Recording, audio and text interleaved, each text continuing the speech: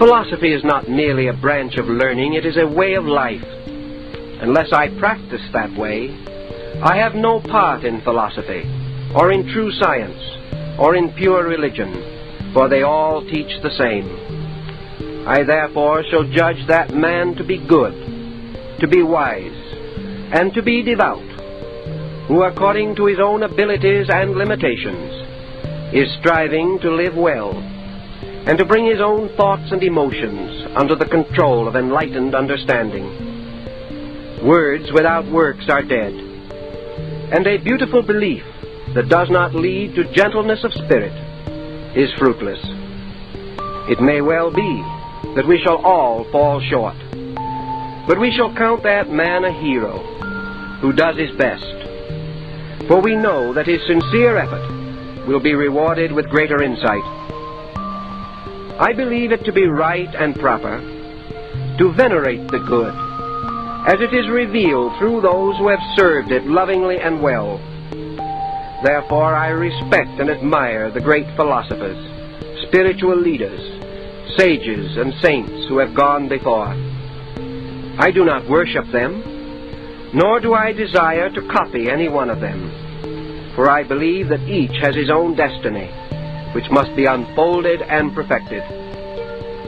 If we should respect our parents, who are the sources of our being, should we not also respect the wise, who are the sources of our well-being? I am therefore grateful that good men and women have lived, and I gladly bestow upon them the recognition and appreciation which were denied to most of them while they lived. I believe that we may outgrow our teacher, but never our duty to remember him with gratitude. I find a great consolation in the realization that these good and great leaders were mortals like ourselves, with shortcomings like our own.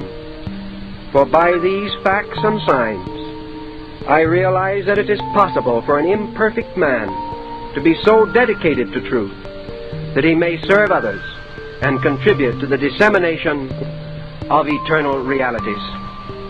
I believe that it is just and proper that we should take full advantage of all new discoveries in every branch of learning.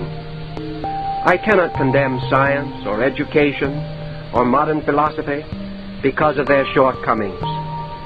I know that they must be served by imperfect mortals who, like myself, are seeking to grow and to explore the mysteries of life, time, and space.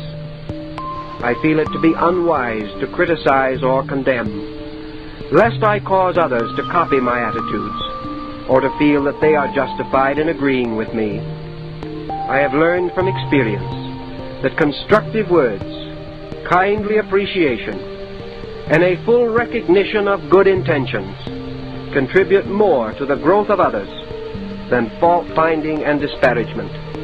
I am inclined, therefore, to be silent if I cannot commend. A good life must have communion with the inner parts of itself. It is right and proper that we should cultivate quietude and set aside some part of our time to gentle reflection.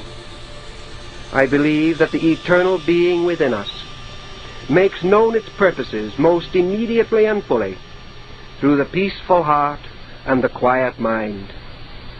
It is therefore of the greatest utility to experience the presence of the eternal good as a benediction upon the spirit, inclining us naturally to peace of soul. There can be no peace without faith, for through faith alone do we discover the truth and reality of peace. I believe that the philosopher should be a law-abiding citizen, should keep the statutes of the nation and community in which he lives, and if he be unable to so accept and acknowledge, he should depart to some other region more suitable to his inclinations. Advancement in learning causes us to wonder about the goodness of things and to appreciate growth and progress. This does not mean, however, that we are unmindful of faults and failings. It is better to be inspired to correct a condition than to allow ourselves to become mere critics. As we cultivate integrity in ourselves, we strengthen and enrich society, thus gradually making possible all reasonable reforms. I have observed that those of cheerful disposition, well disposed toward others, naturally slow to anger and quick to forgive, tolerant and inclined to cultivate peace and concord, are most likely to enjoy good health. Happiness and security must be earned by conduct, and are reserved for those who merit such rewards. Thus it seems that the laws of the universe assert themselves and make known the divine plan for man. Moderation is a virtue, for both abstinence and indulgence are extremes, and nature requires a middle course. I believe that possession is a conceit of the human mind. We are not here to exercise ownership, but to accept a certain stewardship. We cannot possess other persons without injuring them, and even more afflicting ourselves.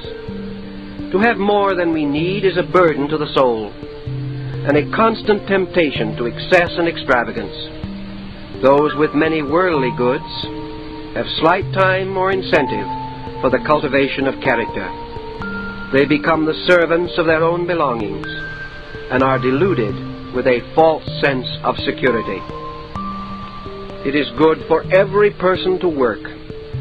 Love of religion or philosophy, or the effort to acquire spiritual graces, should never prevent an individual from being a self-sustaining member of society. To be skilled in a craft or a trade is to participate in the experience of creativeness, and to retain honor, and to preserve dignity of person. Nor can I conceive one useful labor to be more excellent than another, or that humble endeavor should be looked down upon or despised. Honest toil is as much a part of religion as the most elaborate ritual in the church or the cathedral.